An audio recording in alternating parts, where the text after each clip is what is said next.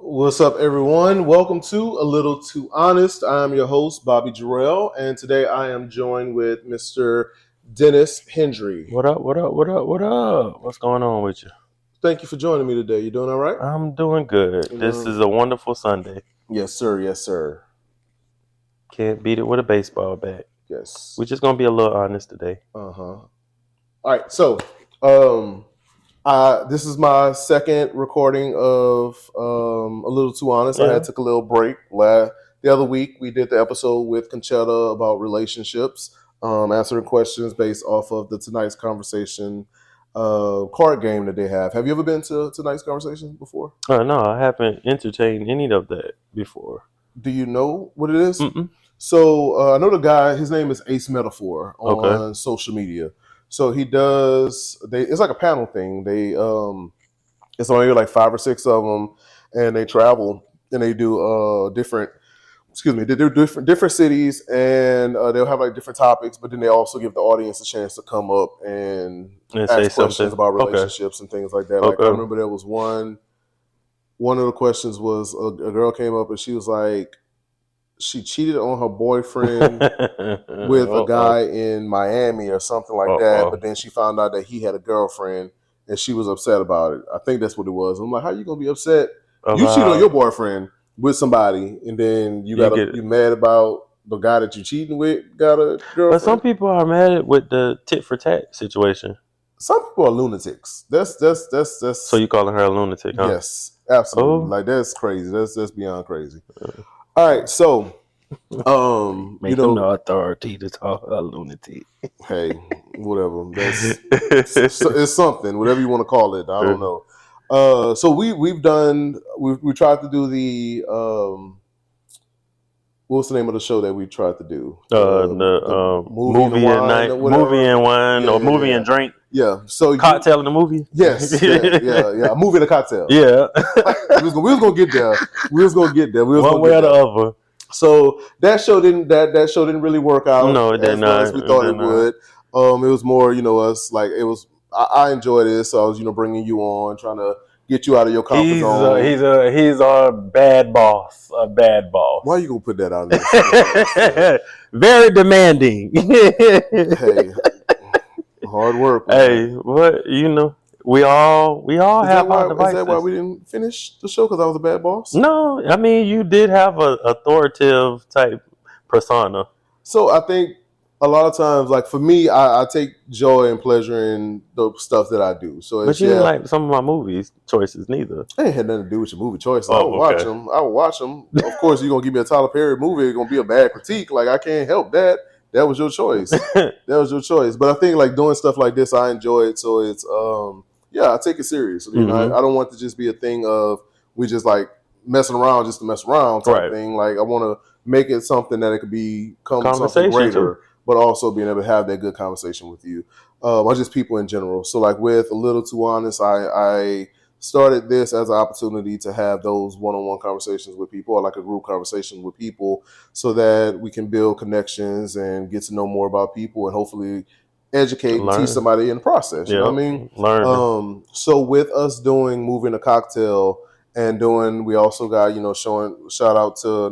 but I'm plugging myself, I guess. There's also the 3 shots, you're out. Watch that on YouTube. Look, I'm trying to make this residual income. I'm not charging y'all to listen to this. He's trying to put the dots to where they're supposed to be so they can make that fine line. I'm not charging people. I'm just doing the content because I enjoy it. But if you watch the content, that helps. Like, share, comment, subscribe, do all those things. Like it's free to watch it, but you watch it, I get money from it.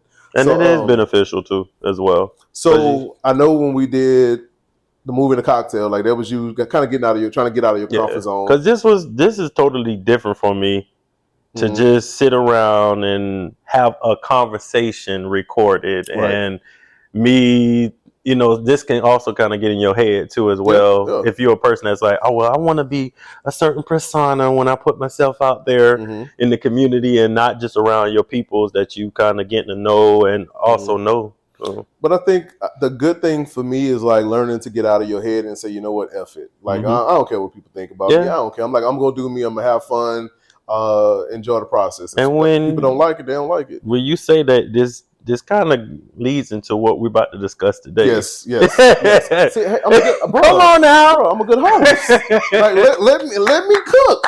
Let me cook. Cook it up, sir. We getting there. I'm about to introduce a title, which is like, come on, you want to host? Cook it up. I mean, but like you said, like we lean towards that. But like I said, like I think it's one of those things where we're so concerned about what other people are thinking. But if you look at the people that have that carefree mindset, we can sit here and judge them all day long. Right. We ain't got to like everything that they do. We ain't got to like none of the stuff that they do, but it doesn't impact them. There are people out there that are supporting them, that are going to show up for them, because everybody it's going to be somebody behind you. Right. And I think that's the thing I love about just art in general. Like, it's one of those things where it's subjective. So everything movies that you like, I'm not going to like. Songs that you like, artists that you like, I'm not gonna like. And some of the ones I ain't gonna like are yours. It's just like the movie we watched last night. Oh, that you hated it. I don't know if y'all.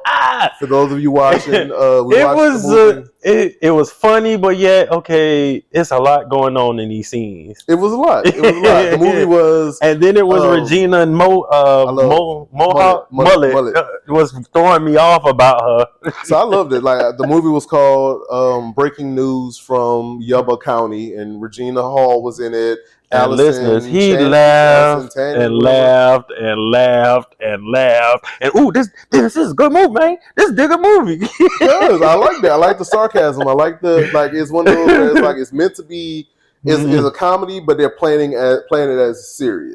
So it's like that challenge as an actor, that challenges your acting chops, because it's like you know what you're doing is silly as hell. Yeah. But you got to play this like it's serious. And you got to make it believable, too. 100%. That's what I loved about it. But anyway, so, like you said, what we were talking about, going into the conversation of the topic for today's discussion is life once you turn 40. Oh, the 4-0. The 4-0. So kind of like what we just discussed, a lot of those things that you have to be very self-aware. I feel like we're self-aware of at a young age, and we're kind of like in our head so much about stuff. Yeah. But I feel once you get to a certain age, you just got to be like, F it, man. Fuck it. I don't. Please scratch that. Please scratch that. So it's like when you get to that certain age, and you learn to just have a carefree mindset, I feel like the world is like, now you can enjoy the world fully. Okay, right? You can embrace it more? I feel so. I feel like it. So yes, you can. Yes. Right. So let me say it. Okay, let's pose a question for you. I made 40 in June 28th. You made 40 last year. You'll be making 41. I mean, tell my age. Yeah, I guess. The show is about 40. Like, you wouldn't be on here if you wasn't 40. You wouldn't be on here if you wasn't 40. So, when do you feel you've reached that effort stage of life? Yes, I have. But I will probably give myself, if I had to put it in like a percentage wise, I'm 90%, just don't care. And then 10% of still worrying about the I's and the I's and the T's. And what I mean by the I's and the T's is I want to present this next stage of my life, I would say, as more professional person. Previously, before, it was always about, okay, well, when I want people around me, I want them to smile and I want them to like joke and have a good time. So I was kind of trying to be so comic more and be kind of like a jokester type persona. And I think now it's to a point where I don't care what you think. However, for me, I want to be more professional, and I want to lean more into sounding like a professional at times. Whereas sometimes I can just be overall in awkward situations. I can be basically an awkward person. So do you feel like you're an awkward person even in your work environment? No, not in my work environment, but just personal wise. So why do you want to be professional in your personal life? And because sometimes people can take my jokester or my kind of like, okay, brushing it off as like I don't care about things, or I don't care about certain people's feelings and stuff like that. Mm-hmm. And it's not because I don't care about your feelings. It's just maybe that's an awkward feeling that I'm not feeling at the time. All right. So for the listeners, for those of you who may not know more about me, I'm also a certified professional life coach. Here you go with his life coach. Life coaching session. Here. He is. Right. Are you charging me? since you're a guest on the show today, I will give you a discount. That's a running joke. I'll give you a 20% discount. A 20% discount on this service, okay, for today. So let me ask you this: from what I'm hearing, I don't think that the right word is professional. Okay. It sounds more like you want to be confident in. I'm confident in who I am. But why do you feel you need to be that jokester at times? Why do you feel that shows up in those awkward moments? Because those are feelings that maybe I don't want to feel at the present moment, or if I don't want to be that vulnerable in that time. So it's like, okay, let's kind of brush it off with a little, okay. So going off of what you just said, it seems like how we started the conversation saying being able to show up and not care about what people say or what people think, right? So in that moment when you're feeling awkward and you don't want to show that vulnerable side, why are you so worried about what people are going to think or how they're going to perceive you in that moment?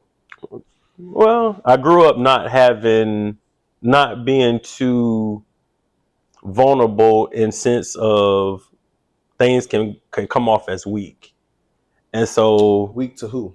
Weak to that individual that I'm talking to. Yes. Or it could be also a mental, a mind thing, I would say, not a mental, but a mind thing of me going into a box, like saying, okay, well, if I cry at this present moment, I'm just gonna be known as just a weak person or a person, to that person. And I said, and that's why I say I'm 10% of that. I still want to make sure that I have a good face, I would say. And even now, you still feel that way. Mm-hmm. But you realize that it's about what that other person is thinking. Yeah. That other person is feeling towards you, right? Yeah, true. Have you ever put yourself in a situation and say, you know what, I'm just going to be me 100% and I don't care what nobody thinks in this room, in this space? Have you ever done that? I'm more of that person at work, and I'm more of that person if I'm more of that individual where it's an environment where I don't know nobody. Okay, so let me condense my question a little bit. With people that you know. Yeah, with people I know, sometimes I get into a space where it's like, okay, well, they don't need to see that. So my challenge to you is give yourself an opportunity just once, just to see how you feel in a space with people that you know and just be who you are. I still have this mentality, I must say, about me, is where when it comes down to individual that I know, if you do know the things that kind of mess with me, mess with my mental, I would say. Okay. Then I also feel like, okay, that person can take advantage of that moment. And then that's a hurtful feeling to me to be taking advantage at that time. And if y'all listen in the comments, please, I mean, not in the comments, but if y'all listen to this, hopefully y'all are taking something and like comment, like what are y'all thinking throughout this conversation? Because I would love to. But am I alone in this situation? I don't think I'm alone. I think it's people like me out there. I don't think that you're alone, but it seems like a lot of what you're saying is based off of other people, and you're making your choices and the things that can make you happy based off of what other people are going to think about you. Yes. People can do things to not manipulate you, take advantage of you, to hurt your feelings and all of that. But some of it is like if you let them type thing. So I wish the confidence that I have in myself now, I wish I had that when I was younger, right? Okay. For me, I would say I got to my fit stage in life around 28. That's when I started that phase where it was just like, I don't have time. So what was... I hate to cut you off, but what was that stage for you at 28? What was that turning point? What was the turning point? I think it was me realizing that I could do more of the things that I wanted to do in life than what I gave myself credit for. Okay. And a lot of it was even like doing like the acting, doing the writing, and doing stuff like that. Doing the podcast, stuff like this. It was one of those where I was so worried about what other people would think about me doing some of the things that I wanted to do, or like how they would perceive me, how they would see me if I'm on stage. Like, oh, he fat, why he on stage type thing. Which I'm sexy now. I was sexy back then too. I just didn't know it, right? But once I got to the point where I was like, I can get up here and I can do this and be happy with who I am and not worry about what other people think, it was like, okay, this is a freeing feeling. So I'll say this. The first time as a homosexual man, depending on what day of the week is, some days I'm homosexual, some days I'm not. I did a stage play. And in that stage play, I had to be this flamboyant character. Uh-huh. And I remember I was like, initially, I was like, I don't know how I feel about playing this character. But then I said, you know what? It's a character. It doesn't define me. If anybody looks at me and they judge me based off of this character, that says more about them versus what it says about me. And so I remember I went on stage, Showtime, went on stage. As soon as I walked out, the audience just bust out laughing. And it wasn't a thing of them laughing at me. Mm-hmm. It was like, oh, we about to have a show. Yeah. And then like there's this character that I'm laughing at this character because I know what this character is about to be, right? And so as an actor, I had to let go of everything that Bobby and everything that Jarrell thought of himself and not wanting to be perceived this way, not wanting to be seen as this overly feminine guy. Because, I got picked on as a kid for being quote unquote feminine, Yeah. And so in that moment, it allowed me to show up and entertain the audience, which is something that I love to do. But it also gave me a confidence, say like, why am I worried about what people think about me? And so like as a human being, we have like so many different facets of who we are as people. And everybody's not going to love every piece of us. But when you do find those people that love you through the thick and through the thin, through the good and the bad, those are the people that you worry about. So we've had like plenty of conversations about like my supporters and things like that. And my family is like some of my biggest supporters. And so I've done with the stage plays I've done, with the web series, with the skits and the videos. So my family supports me 100%. When I started doing the Lavaca videos, people loved the videos. When I started doing the Orange videos with the mom, people loved the videos. My sister was like, oh, I got some extra wigs. I got you. They're in the bag. So it was your community came together. Yes. And I think and that was because I got out of my head also. Because if I didn't get out of my head, I wouldn't have seen the people that did support me. In the beginning, yeah, I had people that would make little nasty comments and stuff, strangers, but the people that supported me. And that became my driving force. And so what I like saying, like with you, is one of those where you can't let one or two people dictate who you are. You say you're not a sociable person, but anybody I've seen you around will say the complete opposite, that you are a sociable person. You get sociable and just having conversations or trying to get rid of dead air as just being social with me. That's not it. Now certain people I do gravitate. Like if you give me good energy, like you recently invited me to your friend's birthday, right? And me and LA, our conversation, because we share living in Atlanta together, that's why I'm able to gravitate to her more or kind of feed off of her because we share a like thing together. Right. And that's what being sociable is. So it's like you're able to connect with people. Even in those moments where you're just trying to kill dead air, you are a likable person. So I do believe I'm a likable person now. And so that creates that sociability for people. So even like you say, okay, y'all connected on Atlanta, right? So it's like with another person, you'd be like, oh, I like to go to this certain restaurant. And then that sparks the conversation. Like, oh, this one, I like your shoes. Where you got your shoes from? That sparks the conversation. Oh, I like your shirt. And it's like, you're that type of person, like, yeah, you're killing dead air, but you're finding ways to connect with people, to make people feel comfortable. Yeah. And so like, it's all about being comfortable, though. Exactly. Yeah. But it's like, in your mind, you don't feel that that's what you're doing. And that's where I knock it down to just 10% of how I feel with people that I love and care about and value their opinion on. Listen, you just mentioned LA. We ain't gonna mention nobody else's name because I don't want nobody to be listening to a name like that. Well, LA could have been a person from LA. Sure, let's leave it at that.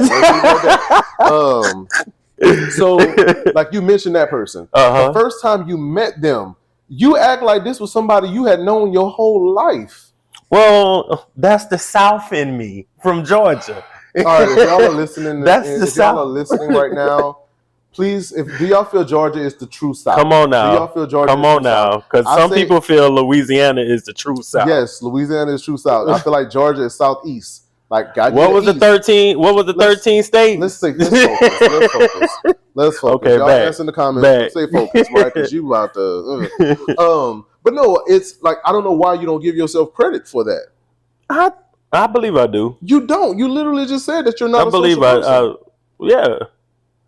Are you a social person? No, I'm not a social person. But do I make people feel comfortable? Yes, I do. Because you are a social person. Why can't I just make people feel comfortable? Why is it so bad for you to say that you're a social person in that moment? Sociable person could mean like you just you're a person who gravitate around the room to everybody. No, it doesn't. Yes, it could be.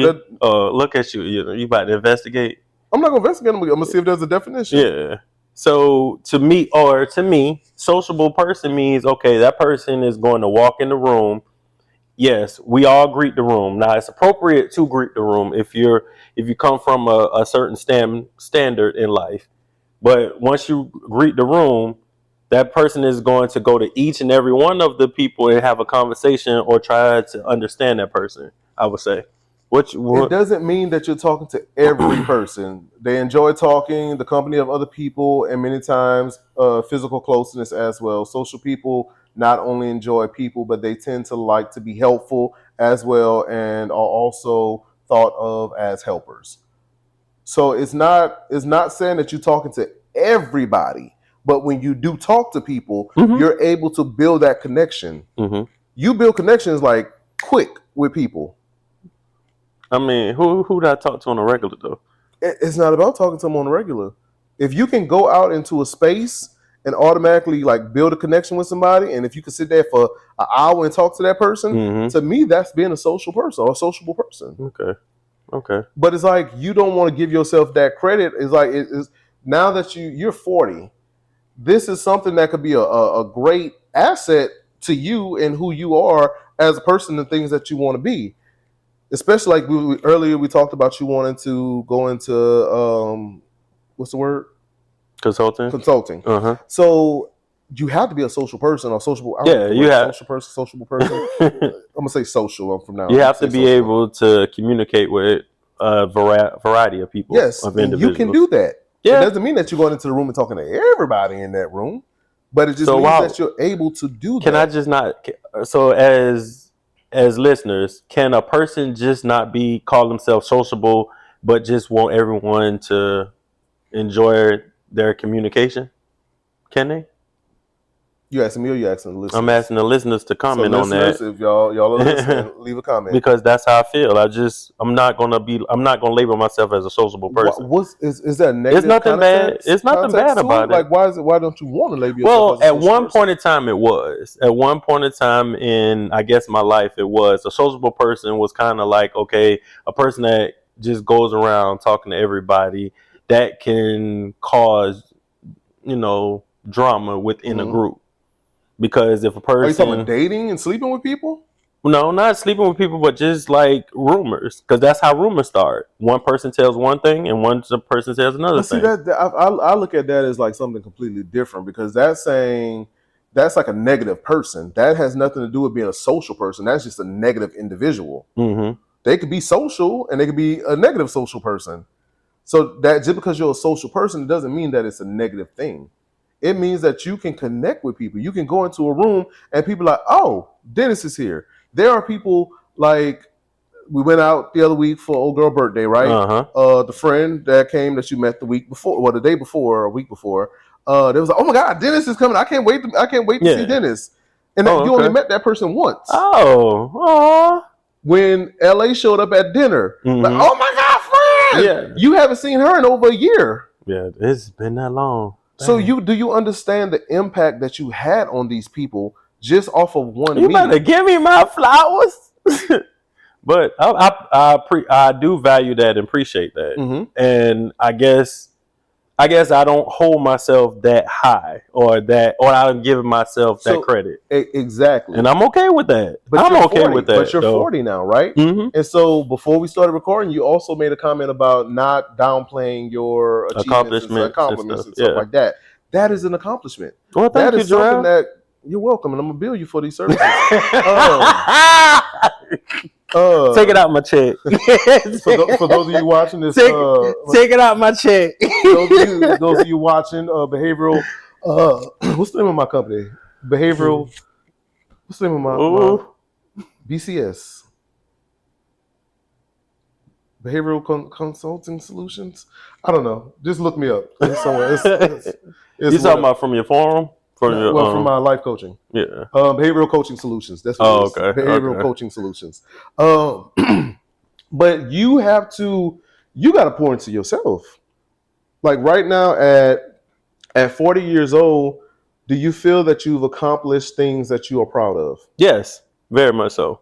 Do you feel like very much so? I am thankful to be a person coming from Savannah, Georgia, and was able, even though it could be small to me, but coming from Savannah, Georgia, and not just coming from my family. My family there are good people in my family and successful individuals, as well as people who moved out of their quote unquote comfort zone. But to go from there to living a life in Atlanta, Georgia, and coming up in my career, as well as meeting individuals that's coming in and out of my life and learning from there, from what I gained from them, to now being in the state that I am now, yes, I've accomplished. Mm-hmm. So are there other things that you want to accomplish in life? There's more. There's more stuff, career-wise, personal-wise, emotional-wise even. Mm-hmm. Spiritual-wise, definitely, because I do think I was a kid that grew up in the church. So, over the time frames when you get older and you live your life, basically your perception of church and religion does change. Mm-hmm. And now being up to 40, I understand when I used to watch my grandmama say certain things about coming together as a community, or basically, leaning more into my Bible and the teachings within my Bible. So, yeah. So for me, like I said, when I started my effort stage around that 28, and as I, moved up in my career and got degrees and all of those beautiful things, I found more confidence in myself. Okay. And so the way I said in my 20s, I thought I knew a lot in the beginning of my early 20s, right? I thought I knew everything. You couldn't tell me nothing. I had an effort mindset. But you wasn't a boastful person. A what? A boastful person. I didn't have nothing to boast for. It wasn't about me being boastful. I was saying boastful, like having material things. But you knew it. You knew everything. I thought I knew everything. I had no degree, and I knew every fucking thing. No degree. So as I grew and I learned, right, I experienced different people, different personalities, mm-hmm. different backgrounds, different people, education levels, and things like that. It was like, okay, you know what? Maybe I need to humble myself and take a step back and say, okay, let me learn a little bit more about the world versus thinking I know it all. Okay. And going into the world. And so at that point, about 28, I was like, you know what? I'm going to take a step back and I'm going to see what the world can teach me, what I can gain from the world, right? And so going into my 30s, yes, technically I never really made it to 30. I was 28 for a little bit. I was 28 for a while. So for those of you listening, last year I made 28 and a half, but then I decided I was just going to go back to 28. This year, I wasn't sure if I was going to make 30 or make 40, but I did decide to make 40. Letting y'all know, I probably will be at 40 for a couple of years, so just bear with it. Hey. No, don't interrupt me because my ADHD might kick in. I might forget what I was thinking about. So as I went into 30, in real life, in 30s, it was one of those where I'm like, you know what? I don't know everything. I want to actually learn and grow. So my 30s was that, finishing school, trying to, get my career and everything and get the life that I saw for myself. That's what my 30s were for. So I feel like I learned a lot in my 30s. Now my 40s is for me to enjoy the everything, all the seeds that I sowed. Now I want to be able to enjoy that. Yeah. And while I'm still allowing the world to teach me, I know a lot. I feel like I've grown, I've matured, I've learned a lot, but I also understand that there's a whole nother life that's ahead of me that's going to teach me other things. And I'm more open to it, but I'm also have the skills and the knowledge and the things that I've gained up until now that I can fully enjoy life. So that time period between your last year of your 30s and turning 40, what was some of the mental take your time, let me use you. I'm gonna let them use me. What was so what was some of your mental thoughts at that time about turning 40? Did you have a sense of like, okay, I can't play around anymore? No. Or no. No. You want to really know? What's up? I was like, do you really want to know? Mm-hmm. I'm curious. So I'm not like you said I'm a boastful person at times. Okay. But it was a boastful inner thing. It was a cocky, arrogant inner thing. Cocky and arrogant and boastful in the sense of NIGGA, you did this. Okay. You accomplished this. You coming from a little We small... need an applaud button. Yeah. Or whatever. I'll put it later. Applause. Get a sign, hold for applause. And there we go. Thank you. But it was that inner thing of like, okay. I for so long, I didn't give myself credit for a lot of the things that I had done. And it was always like, okay, I've done that. What's next? How do I build on this? How do I achieve something great? Or how do I do blah, blah, blah? And so that inner cockiness and that inner arrogance was like, bruh, look at what you've accomplished. Look at the things that you have achieved, the things the material things, as well as those inner things. So it's like having the confidence that I have in myself, having the knowledge and the experience and the know-with-all. I'm talking now. Is that the right word? But anyway, but like having all the things that I have now, I'm like, bruh, I'm proud of myself. But I'm also there's days where I wake up and I'm like, thank you, God, for giving me the opportunities that I had, giving me the skills that I had. And so it wasn't like, oh my God, I need to push harder or anything like that. It was like, you know what? Take a breather. Take a breath and say, you know what? You did good. Pat yourself on the back. So that's what it was that last year. And like I said, going into my 40s, I can genuinely say that I've accomplished things that I never thought I would accomplish. There's people that I showed that probably never thought I would be in the position that I'm in now. And so I'm proud of that. And so by 40s, I'm not going to waste my time. I'm not going to waste my time worrying about what could be. I'm going to enjoy what is while still pushing for whatever comes next. And generational 40s, and what I mean by generational 40s is when our parents turn 40 and our grandparents turn 40s is totally different from us turning 40. Because when my parents turned 40, my parents wasn't where I was at the time. They had kids under their belt. Then when my grandparents turned 40, they had also kids, but they wasn't where my parents were at the time. So me turning 40 was mentally like a sign of relief for me. I was just like, okay, I am okay with who I am. I love who Dennis is. I'm embracing who Dennis is. So that's why I say 90% of it is I just have a F it type attitude. Like, okay, well, it is what it is. You're gonna get who I am.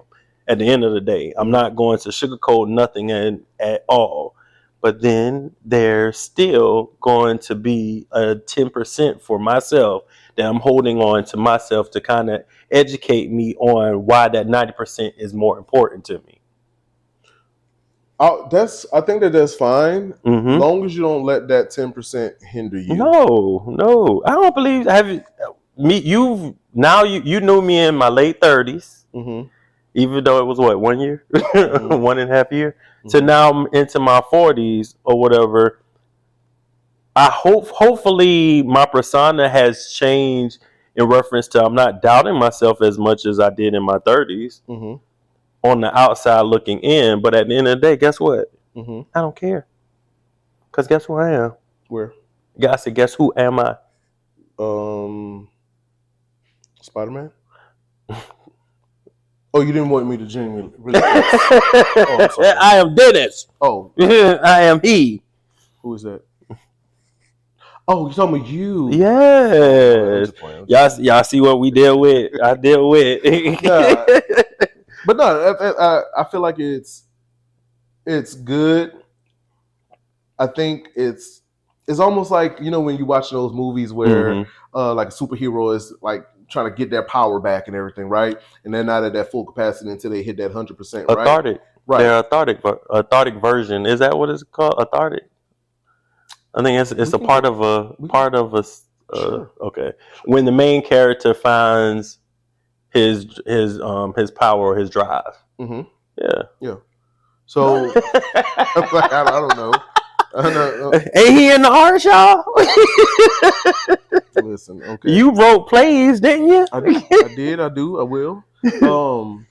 But I think I feel like it's the same with us when it comes to who we are as people. Is like that. Once you kind of reach that overall space where you know who you are as a person. Yeah.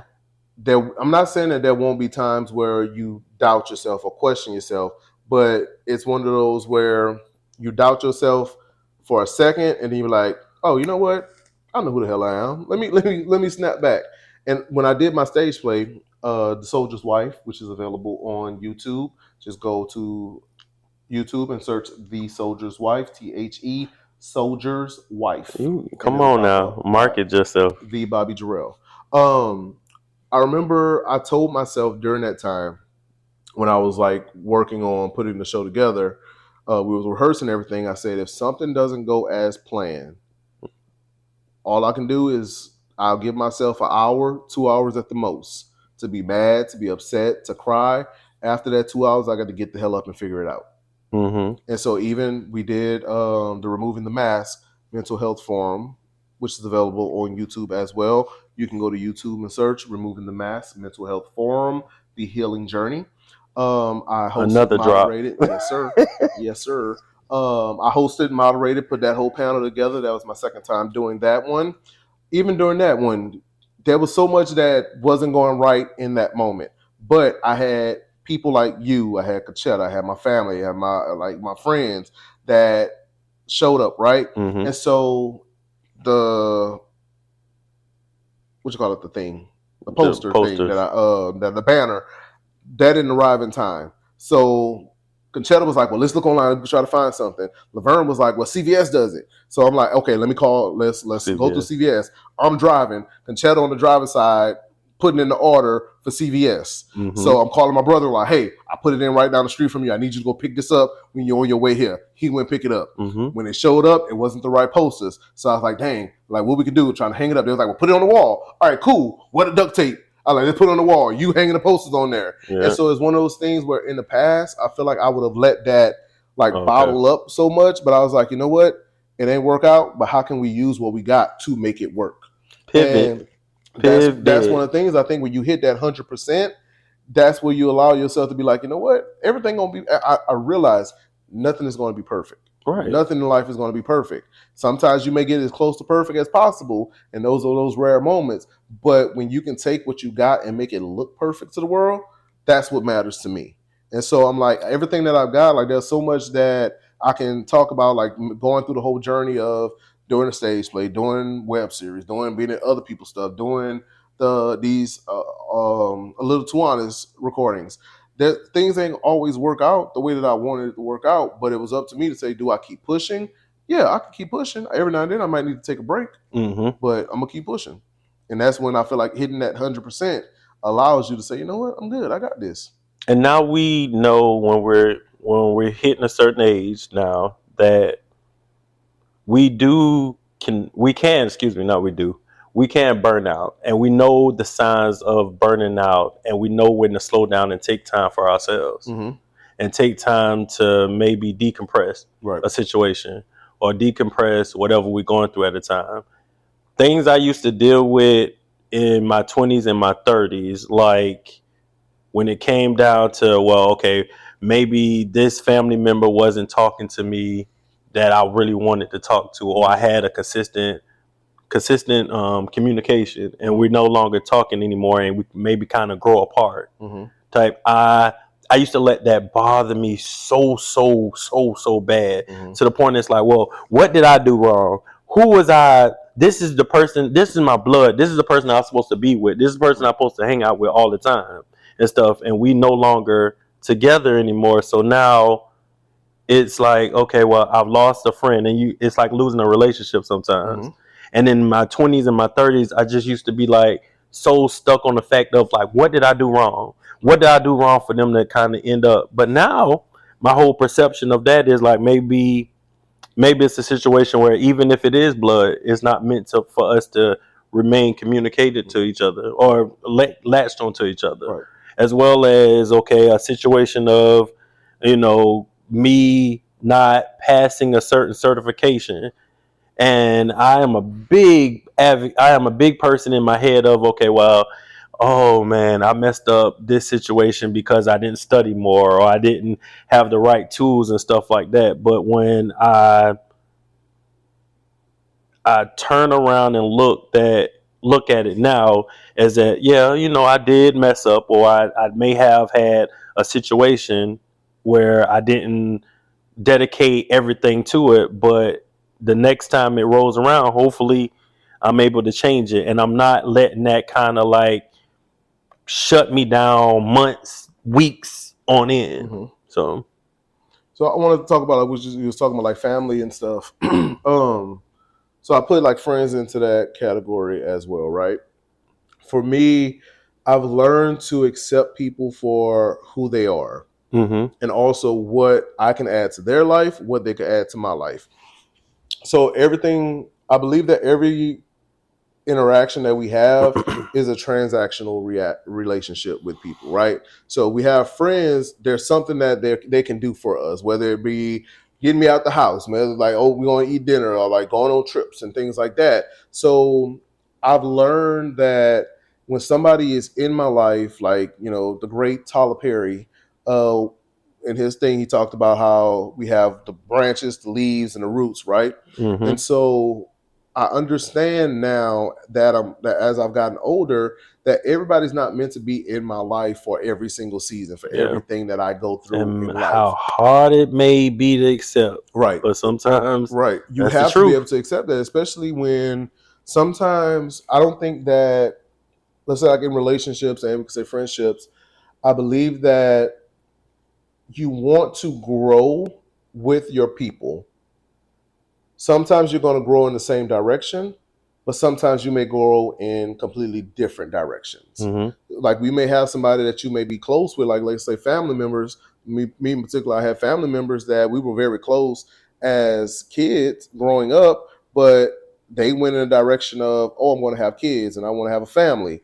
I didn't go that direction. They still grew, but we just grew in different directions. That's not a good or bad thing. It's just we just went our separate ways. We can connect when we connect. If we don't, we just don't. And the same thing with friends. Like some people's mindset is not, oh, I want to own a business. I want to be able to travel more. I want to do this. Some people's mindset is, I want to go to the club every weekend. If that's what makes them happy, that's what makes them happy. It just doesn't mean that we need to still be in each other's lives. And so I think for me, I'm in a phase now, especially in my 40s, where I know I want to travel a lot more and do like new adventures and experience new things.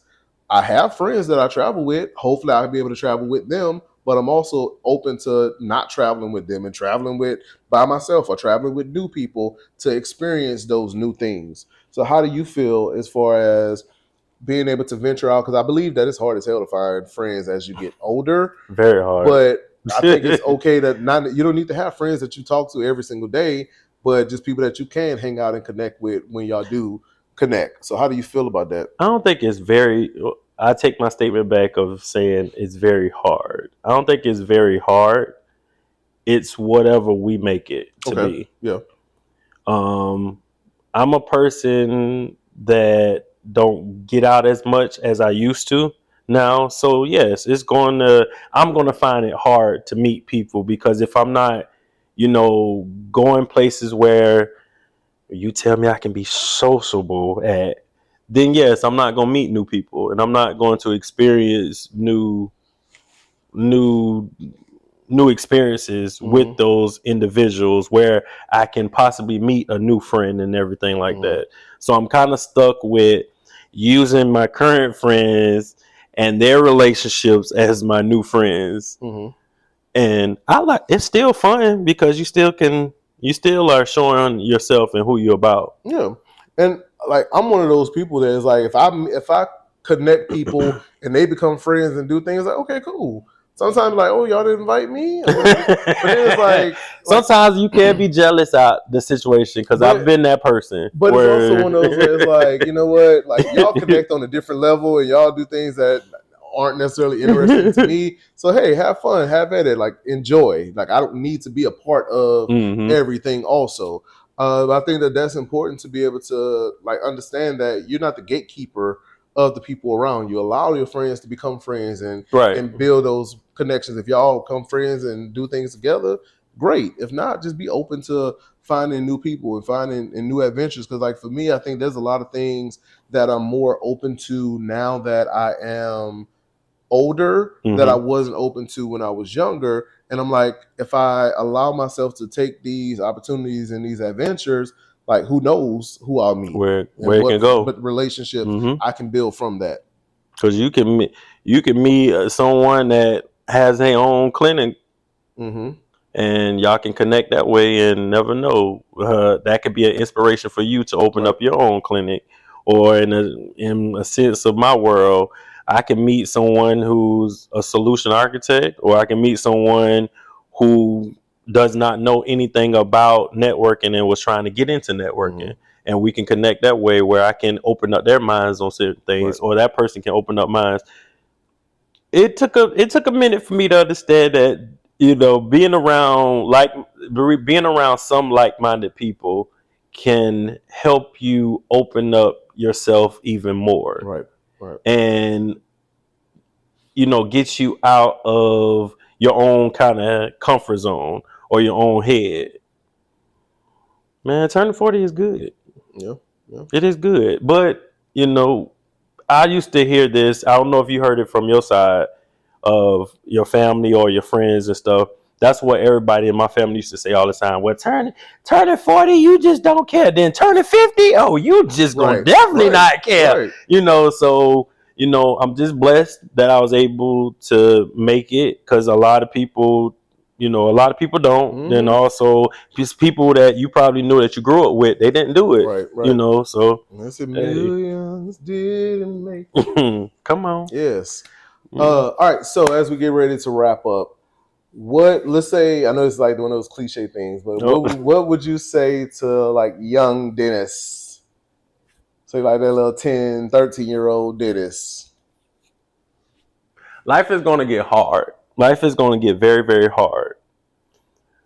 And I know you hear all the time, oh, if you put God first, baby, everything's going to work out. But also with God as well, you will remain on the right path. You're not going to steer in a bad direction. And if you do steer in a bad direction, you're not going to stay there for too long. So love and embrace the fact that you're learning throughout life, and continue to grow and continue to be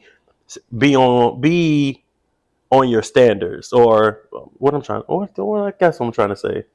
You know how you have standards, and if your foundation, that's what I'm trying to say.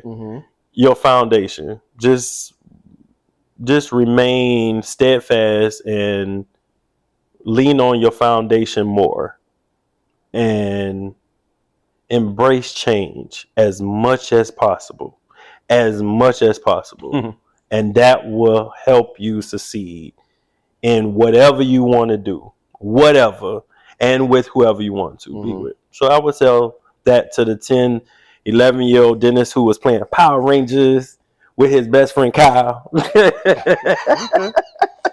I wish we were video recording so they could see that move you just did. No, we're gonna save that for later. Okay. What would you tell 9, 10, and even 15-year-old Jarrell?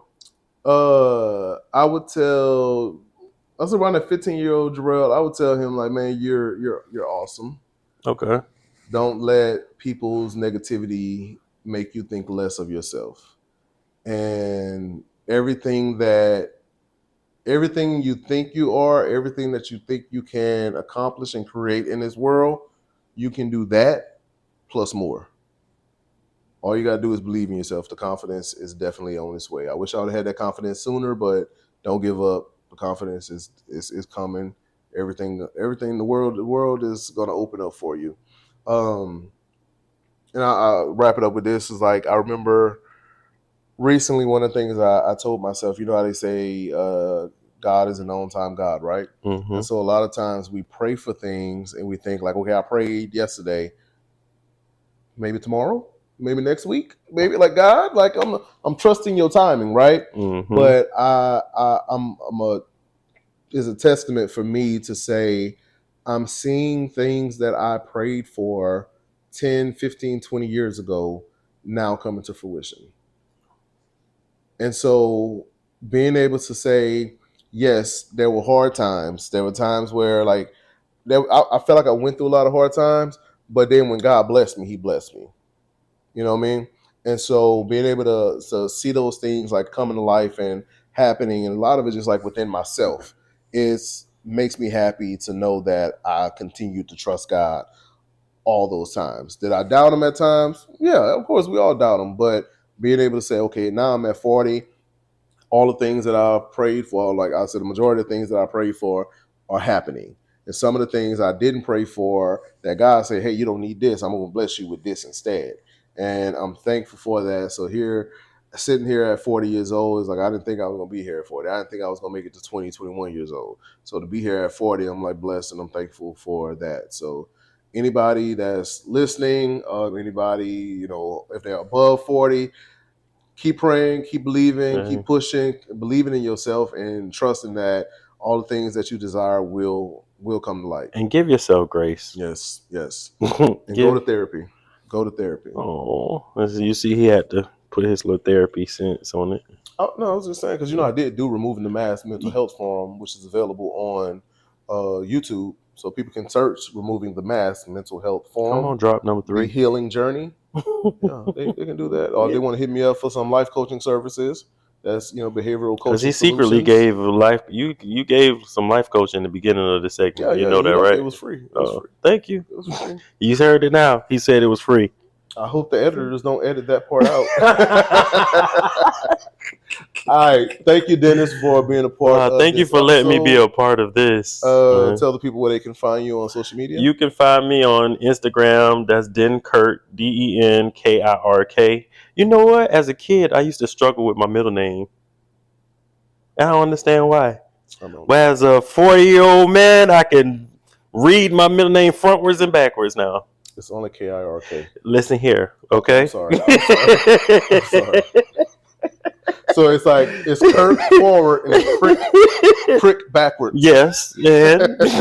But you can find me there on Instagram, and hey, if hit me up. I'm leaning into my sociable self now. Good job. See, yo. Y'all can find me on social media at Bobby Jarrell. That's BOBBYJAREL. Thank you guys for listening. Let us know what y'all thought about the episode. I look forward to hear from you guys, and I look forward to more episodes to come soon. Peace.